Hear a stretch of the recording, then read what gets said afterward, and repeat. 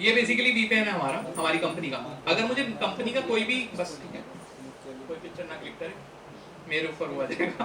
तो बेसिकली मुझे अगर कंपनी का कोई भी रिसोर्स एक्सेस करना है या कुछ भी करना है तो उसके लिए वीपीएन यूज होता है। वो इसीलिए क्योंकि डेटा इधर उधर ना निकल जाए। आपको भी पता होगा पब्लिक नेटवर्क्स पे डेटा टैप करना बहुत इजी होता है। मान लिया मैं यहाँ के किसी वाईफाई से कनेक्टेड हूँ और कोई बंदा बहुत तेज है यहाँ पे और उसने मेरा डेटा टैप कर लिया। अब वो मेरा डेटा हो तो चलो कोई बात नहीं, कंपनी का डेटा है तो वो वैल्यू होल्ड करता है। तो इसीलिए वीपीएन होते हैं। बहुत सारे वीपीएन एंड वीपीएन गेटवेज हैं जो यूज कर सकते हैं और इंटीग्रेट कर सकते हैं। इन सब चीजों को इंटीग्रेट करना जरूरी नहीं है कि आप सब कुछ एक साथ एक प्रोजेक्ट में घुसा दो, बहुत ज्यादा हौच पौच हो जाएगी। यूज करने लायक आपके लेवल पे, मेरे लेवल पे बहुत कम चीजें, पर इन चीजों को पूछा जाता है।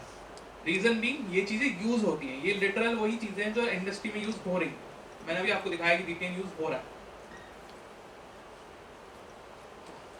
तो बेसिकली एक्सप्रेस राउट ये भी एक इंटरनल राउटिंग एप्लीकेशन टाइप्स है जहाँ पे आप अपना डेटा राउट कर सकते हो प्राइवेटली अपने नेटवर्क्स पे।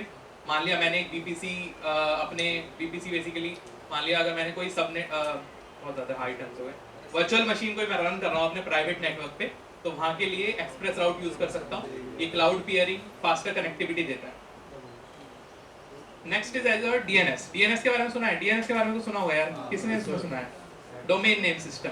बेसिकली हर चीज आईपी है, पर हम जो टाइप कर रहे हैं google.com वो भी आईपी है, पर डोमेन नेम का रिजोल्यूशन होता है डोमेन नेम सर्वर के हेल्प से। मैंने रिसेंटली, मैं टीएफयूजी गाजियाबाद का भी बाय द वे एक ऑर्गेनाइजर हूँ, तो हमने अपनी वेबसाइट tfuggaziabad.in अभी एज़्योर डीएनएस पे रजिस्टर करी। वो बेसिकली क्या होगा कि हम अपनी आईपी को इससे कॉन्फ़िगर कर देंगे और वो tfuggaziabad.in पे एक्सेसिबल होगी साइट। तो बहुत सारे बेनिफिट्स हैं। एज़्योर के ग्लोबल नेटवर्क पे होस्ट होता है।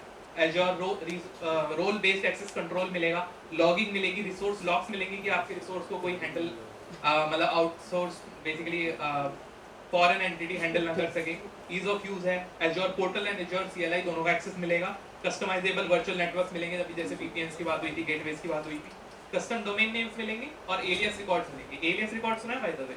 मुझे बाय द वे आता नहीं है एलियस रिकॉर्ड्स क्या होता है। बेसिकली आपकी जितनी भी साइट्स होती हैं उनके एलियस रिकॉर्ड सेव होते हैं, उसी की हेल्प से आप एक्सेस कर पाते हो। Azure storage services. One drive use करिए, बहुत हैरानी की बात है, मैंने कंपनी में आके यूज करनी स्टार्ट करी, अदरवाइज सब लोग गूगल ड्राइव तो यूज कर ही होंगे, है ना। तो इस तरह से स्टोरेज के डिफरेंट सर्विसेज हैं। Locally redundant, geo redundant, read access, zone redundant, geo zone, read access, geo zone. ये डिफरेंट टाइप्स इसलिए हैं कि जरूरी नहीं है कि हर डेटा मुझे एक क्लिक पे चाहिए। बहुत सारा डेटा ऐसा होगा जो मुझे अभी चाहिए, भाई जल्दी दो अभी। एक होगा कि कोई बात नहीं आराम से कर ले, इसकी कॉस्ट कम होगी। जब मैं इतना स्कोप रखूंगा कि मुझे अभी चाहिए तो कॉस्ट ज़्यादा होगी। तो डिफरेंट स्टोरेज टाइप्स डिफरेंट चीज़ों को कवर करते हैं कि कैसे चीज़ें हो रही हैं। ये बेसिकली 4 टाइप की स्टोरेज सर्विस होती है। ब्लॉब स्टोरेज इज बेसिकली जब आप ब्लॉब्स लेके आते हो। एक होती है ऑब्जेक्ट बेस्ड स्टोरेज, पता हो तो। Then Azure files, Azure queues and Azure disk. Queues जो भी मैसेजिंग, मान लिया डिस्कॉर्ड है अगर वो एज़्योर यूज कर रहा है तो वो क्यूज का यूज करेगा। फाइल्स बेसिकली आप अपनी मीडिया फाइल्स को स्टोर कर सकते हो, उसे एक्सेसिबल बना सकते हो। Then Azure disk. Disk is basically अगर आप अपने कंप्यूटर पे अटैच कर रहे हो फॉर 256 गिग्स की एसएसडी तो वो एज़्योर डिस्क। एज़्योर माइग्रेट, ये बेसिकली सर्विस है कि अगर आप अभी तक डेटा सेंटर पे चल रहे थे तो उसको माइग्रेट करके एज़्योर पे कैसे ला सकते हैं, उस चीज में हेल्प करती है। लिखा है service that helps you migrate from on prem to environment of cloud. बहुत सारे यूनिफाइड टूल्स मिलेंगे और असेसमेंट भी मिलेगा कि माइग्रेशन करने के बाद कॉस्ट क्या होगी, आप कितना % सेव करोगे। ये अभी ऐसा लगता है कि यार क्या है, मतलब क्यों कर रहे हैं सेव, भाड़ में जाओ, हमें क्या लेना देना। पर जब अगर कंपनी के पास बहुत बड़े बड़े क्लाइंट्स होते हैं, उनके पास बिलियन ऑफ डॉलर के प्रोजेक्ट्स होते हैं, वहाँ पे ये प्रोजेक्ट्स की कॉस्ट सोचनी पड़ती है। आपका 10 लाख का प्रोजेक्ट है तो आपको सोचना पड़ेगा कि अगर मैं 1 लाख रुपए बचा लूँगा तो हो सकता है मैं अपने एम्प्लॉयज़ को रेज दे पाऊँ, मे बी उनको बोनस दे पाऊँ, मे बी डिविडेंड दे पाऊँ। तो इस चीज़ के लिए हेल्प मिलता है। सेम गोस फॉर ये 3 सर्विसेज हैं, AZ copy, Azure storage explorer and file sync. So basically all जितनी भी ये सर्विसेज हैं वो स्टोरेज से रिलेटेड है। स्टोरेज एक्सप्लोरर बेसिकली GUI देता है जितनी भी फाइल्स आपने स्टोर करी हैं स्टोरेज में, उसको करने के लिए।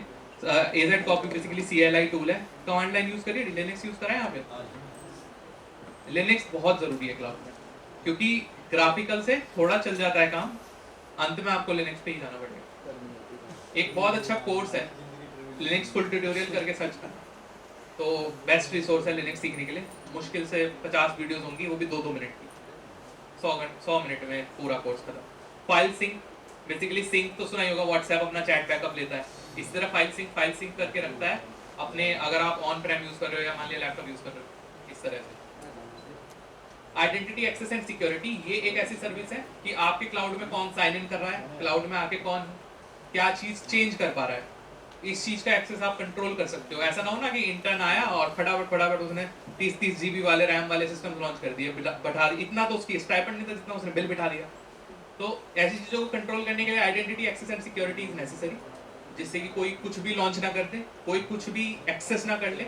मान लिया एक डेटाबेस था जिसमें सबकी सैलरीज थी सीईओ की भी, और ऐसा ना हो ना कि कोई भी आके देख रहा है, अच्छा वो उसे इतने मिल रहे हैं, अच्छा अभी बात करता हूँ मैनेजर से, ठीक है।